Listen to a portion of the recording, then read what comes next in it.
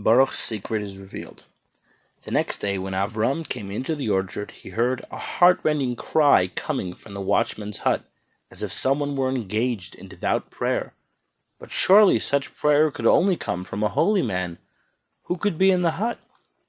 He could not imagine that it could possibly be his watchman Baruch. Soon, however, Avram had no more doubt as to the identity of the worshipper. It was none other than Baruch. Avram stood still and listened to Baruch's prayers for some time. He was spellbound. After Baruch had prayed at great length, he continued with some Tehillim which he recited with much feeling. After this, Baruch started studying Gemara in a sweet voice and with fiery enthusiasm. Avram could see at once that this was no ordinary watchman. He did not now approach the hut in order not to betray his presence. He did not want to let Baruch know that he knew of his secret, and so he returned home. The following day, Baruch went to the synagogue in town. He went up to Avram and asked him why he had not kept his promise to come up to the orchard and discuss the matter of engaging a new watchman in his place. Avram did not want to let him know the truth, and so made the excuse that for certain reasons he was unable to keep the appointment. But in any case, asked Avram, why the hurry? Can it wait for one more day? Avram promised that he would certainly see to his request. Avram, who was himself a learned and righteous man, was puzzled by his watchman, and wondered what could have made him decide so suddenly to leave his position. Avram belonged to that fine class of Jews who had for long appreciated the importance for Jews to become artisans, in order to assure themselves a sound economic existence. In his early years, Avram was famed for his scholarship. He became the son-in-law of a very fine and respected Jew, and stayed at his house with free board and lodgings for a number of years. After this, Avram's father-in-law wanted him to become a Rav, and Avram was fully qualified and eminently suitable for such a position, even in the most exacting congregation. But Avram on no account wished to become a rabbi. He had decided that he would earn his living by the toil of his own hands, and so he took up gardening. He planted all sorts of plants and sold them liyajna. Later, he took a partner, Israel, and they engaged not only in gardening, but also in renting orchards. In his spare time, Avram studied the Torah, and the whole town of Liyajna knew that Avram did not wish to use the Torah as a spade with which to dig. It was natural, therefore, that Avram would readily understand and appreciate such a youth as Baruch. It was now clear to him that Baruch was not only one of those who believed that by the sweat of your brow shall you eat bread, but was in addition a mystic. It still puzzled him, though, as to the reason for Baruch's wishing to leave the orchard where, after all, he could go on his way without interference and remain disguised. Avram made up his mind to get to the bottom of the matter, and if possible, to try and retain Baruch. Thus, the first question that Avram put to Baruch when he came to see him at the orchard was, "Why do you want to leave the orchard?" Baruch was reluctant to give the true reason. Avram persisted, however, and Baruch had no alternative but to tell him the truth, namely that in carrying out his duties he had, in his opinion, desecrated Shabbos. He had therefore taken upon himself a penance, and decided that instead of pursuing the job of watchman in the orchard, which was comparatively easy, he should henceforth take up heavy manual work and give himself no rest. Avram was tempted to enter into a deep Torah discussion with Baruch, but it would have meant revealing to him that he had discovered a secret, that he was a scholar. So Avram decided not to show that he recognized Baruch's greatness, but continued speaking to him in the same simple terms that Baruch used. Avram quoted the saying, "Do not be over-saintly," to show that one should not overdo things to extremes. He also quoted the saying of our sages, an ignorant man cannot be pious. Therefore, however fine his intentions were to not infringe upon the sanctity of Shabbos, he should not indulge in saintliness, because this virtue should be left to great scholars and lofty spirits. Thus, Avram tried to convince Baruch to change his mind, and in this way he placed Baruch in a dilemma. If he were to appear to Avram as though he had an exalted opinion of himself, and that he considered himself to be one of those great scholars and lofty souls, he had no option but to agree that Avram was right. Especially so, as Avram pressed Baruch to remain in his employ as watchman, stating that he would engage a non-Jew to take over his duties in the orchard on Shabbos day. Baruch now had no excuse for leaving his post, and so continued to act as watchman over the orchard. As this did not entirely satisfy his conscience, he decided to rectify the matter by greater Torah study and more ardent devotion to prayer. 6 weeks passed. Baruch spent his days and nights studying intensively, and knowing himself to be alone in the orchard, he gave free play to his sweet voice, singing unrestrainedly and filling the orchard with his tuneful melodies. He was unaware of the fact that Avram often used to come into the orchard unobserved, and keeping himself hidden, would listen for hours to Baruch's enthusiastic way of study. Then he would stealthily move away. Avram saw that Baruch was no ordinary student, but could indeed be classed among the greatest scholars. The period of waiting for the fruit to ripen had passed, and the time for picking the fruit off the trees had now come. Baruch could now no longer enjoy the same peaceful atmosphere in the orchard as before. He was no more alone. Both partners, Avram and Israel, with their wives and families, and even some outsiders, had come along to the orchard. All were eager to start on the job. Ladders were set up against the trees, and the fruit was placed in baskets, which were loaded onto wagons for taking into town. The orchard became noisy and clamorous. Baruch was now as busy as everybody, picking and packing the fruit. He presented a fine picture. With his attractive personality and well-developed figure, he was broad-shouldered with strong muscles, tall, and with an exceedingly handsome face. His eyes in particular made a deep impression. They were deep and clear, indicating depth and strength of character, determination and fearlessness. One could always discern in his eyes and face a thoughtful seriousness. Baruch was gifted with a pleasant and lucid power of speech. He spoke beautifully, with a pleasant ringing voice. He also spoke a very good and fluent Polish, which came as a pleasant surprise to the several non-Jews working in the orchard, as well as to his Jewish co-workers. The picking of the fruit took about 2 to 3 weeks, during which time there came to the orchard a number of distinguished visitors. These were the squire, the owner of the orchard, and his family, including his son, his daughter, and his wife. They came to offer their good wishes to the 2 Jewish partners who had rented the orchard from them, paying a good price for it. The squire showed his bright-heartedness by ordering a basket of fruit to be picked for him, and for which he insisted on paying, despite the request of the partners that he accepted as a gift. It was on the occasion of this visit that the attention of these distinguished guests were drawn to Baruch. The squire could not refrain from admiring Baruch's beautiful physique, his unusually impressive face, and his penetrating, intelligent eyes. When he learned that Baruch could speak a fine and fluent Polish, he could absolutely find no end to his admiration of him. He was greatly interested in him, and wanted to know all the details of his life, especially when he had heard that Baruch had all the time been a watchman at the orchard. The squire introduced Baruch to his children, intimating that he was a most remarkable young man. Baruch soon noticed that all the squire's family were interested in him. He particularly noticed, and this sent the blood rushing to his cheeks, that the squire's daughter, who was still a young lady, did not take her eyes off him. "And do you actually spend the nights all alone in the orchard?" she asked Baruch. Baruch answered with a nod of his head, obviously not wishing to become involved in conversation with the squire's daughter. He replied readily, however, to the questions put to him by the squire and his son. This the young lady put down to his shyness and to his being unaccustomed to speaking to young ladies, and so she did not trouble him with any more questions, leaving the conversation to her father and brother. The next day the squire and his family again came to the orchard, and this time they all showed unmistakably that their main interest was centered on Baruch. Baruch was greatly astonished, no less than the 2 partners, Avram and Israel. "You will certainly have to come up and visit us," the squire said to Baruch. "In my castle we shall have a better opportunity for chatting." The young squire nodded his head approvingly.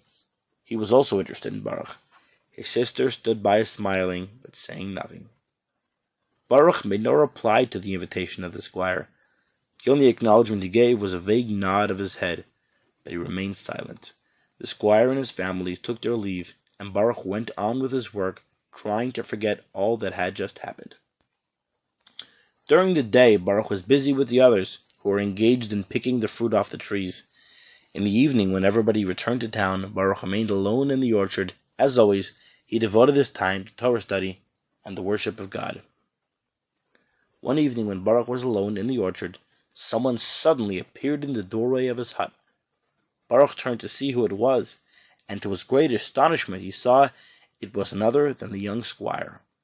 The young squire greeted him with a hearty good evening, and said that his father had sent him to invite Baruch to their castle. "We all feel that you are lonely in the orchard," said he. "We should like you to come and spend the evening with us."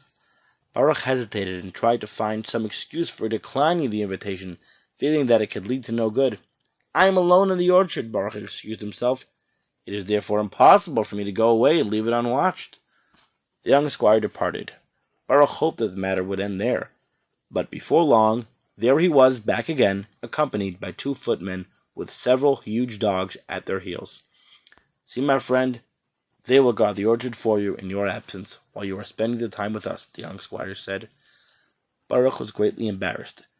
The friendship of the squire and his family was most unwelcome to him, and he would gladly have refused their invitation as far as he himself was concerned.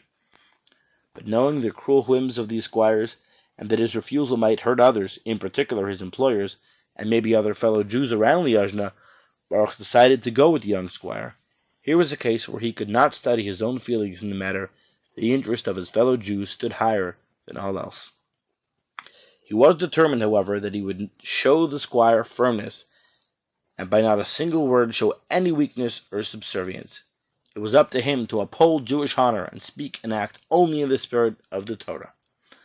Baruch was received at the castle with great friendship and interest. This did not please him at all. Baruch took the first opportunity of showing self-assurance when he entered the castle, in not unbaring his head. He explained the reason for this in a pure Polish. He referred to the quotation, "Every breathing soul should praise the Lord," about which our sages say that with every breath of the soul one should praise the Creator, meaning that one should always feel oneself in the presence of the Almighty. Therefore, how could a Jew remain, even for one moment, with an uncovered head? Baruch's boldness and consistency, and the clear and beautiful manner in which he explained the whole matter, made a deep impression upon the squire and his family. It was perhaps the first time they had heard such proud and decisive speech from a Jew. The idea was strange both to the squire as well as to his family, that a Jew could be anything other than subservient and trembling, always ready to kiss the hands of the cruel squires. From where did such courage and pride come to this ordinary Jewish youth, a mere watchman? And where did he acquire such wisdom and knowledge? The squire reached such a high degree of respect for Baruch that he not only acknowledged that Baruch was right in keeping his head covered, but ordered his own hat to be brought, and he too covered his head. Baruch entered into a lengthy explanation as to why he was determined to adhere strictly to every Jewish custom. At the same time, he made clear to the squire how unfair it would be for anyone to use his power to interfere with another's way of life and belief. The squire and his family sat listening to Baruch spellbound. They heard and could not cease wondering as he quoted saying after saying of the sages, which he translated into Polish and explained so simply and beautifully. The conversation was indeed of a lofty nature. Baruch for the first time showed his great wisdom and knowledge. He contrasted to them the 2 separate worlds, the world of materialism, which is the non-Jewish world, and the spiritual world, which is the Jewish world. The squire positively swallowed each word as it came from Baruch's lips, and Baruch began to feel more at ease. He felt that the tone that he had struck would save him from a possible scheme that the squire had in mind when he invited him to his castle. The squire's children, however, were apparently not at all pleased with the turn the conversation had taken. They would have preferred it to have been on lighter subjects. "These matters should really be discussed in the presence of a priest," they said, and both the son and the daughter together added, "Father is very interested in all these things, but we will come to see you in the orchard tomorrow evening, when we can amuse ourselves in a very different way." Baruch blushed. He foresaw the danger that a prolonged friendship with the squire's children would entail, and to which he was greatly averse. He wanted to put an end to this friendship in which he had no interest whatsoever. His mind was already busy trying to think how he could avoid this meeting. The squire expressed his regret that he had not known of Baruch right through the summer when he was at the orchard. He could have befriended him.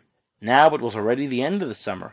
Baruch, on the other hand, was delighted that they had made such each other's acquaintance at the end of this summer, for he would be leaving the orchard in a few days' time. Baruch was now invited to the dining room, where the table was set with all sorts of delicacies, all of a kind that a Jew might be permitted to eat at the table of a non-Jew.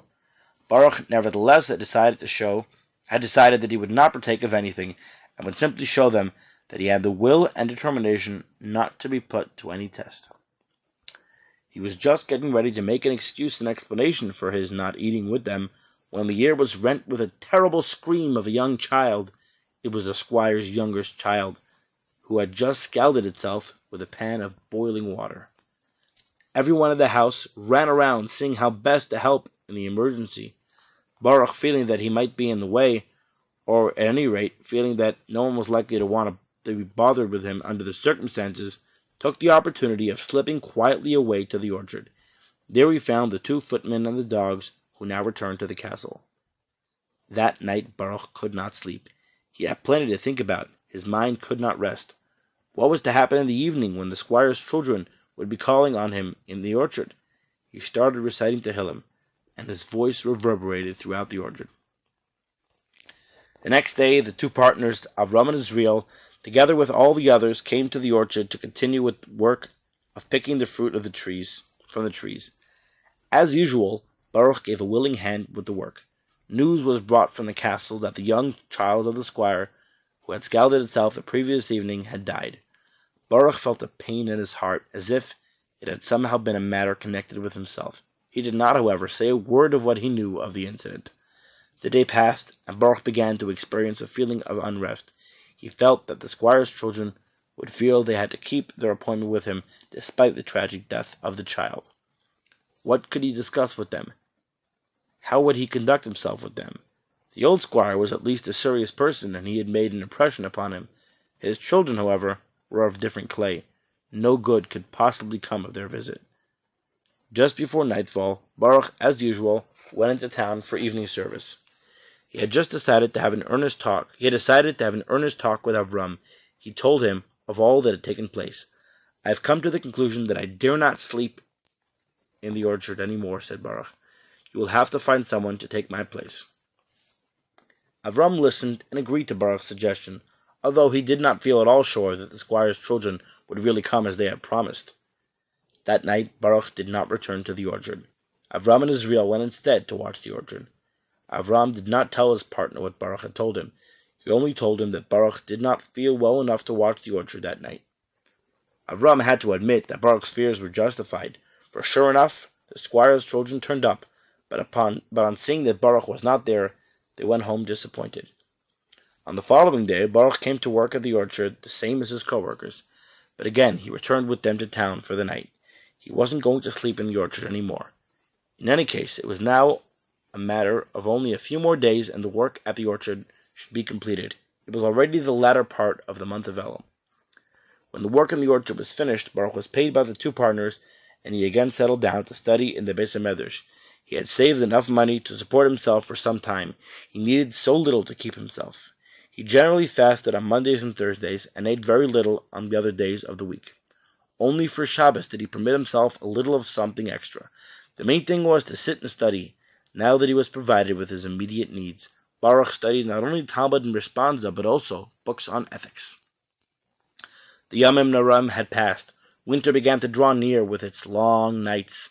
Baruch now had months of unbroken days and nights for study, and he did indeed devote himself completely to Torah study with all the ardor of his soul. As he sat in the Beis HaMedrash during the long nights, practically alone, he could still pretend to be quite an ordinary youth who was in no way exceptional other than in having made the Beis HaMedrash his home. There was no one to take any particular notice of him, and this was just what he wanted. On one of these nights there came to the Beis HaMedrash one of his former employers. It was Avram. Baruch was so engrossed in his studies that he did not notice the visitor until the latter spoke to him. They talked for a while, and then Avram said, "I have always had my eye on you. Until now I did not want you to know that I had discovered your secret, that you are not the ordinary youth that you pretend to be. More than once I hid in the orchard and listened to you as you sang out in your studies. I have not disclosed your secret to anyone. The time has come, however, for me to tell you that I know who you are. I have therefore come to you now to ask if you will arrange a fixed time when we can study together. I have a special request to make of you, which is that we study together Choshen Mishpat." For a while Baruch remained silent. He did not know what to reply to his former employer Avram the gardener. Avram noticed Baruch's indecision, and so he sat down near him and began to recite a particularly difficult passage in the Talmud. He made new points, which he had learned from his old teacher, Avram Zev of Beshenkovich. Baruch listened to these new points which he heard for the first time, and was enthralled. Avram himself was a very learned man, and could repeat all he had learned from his old teacher, who was famous for his brilliant scholarship. Avram was well known for his great Talmudic learning, and he used to conduct a shir in the Beis Medrash of Reb Kaddish, the orphan in Liozna. Men who had the Talmud at their fingertips used to attend his shir.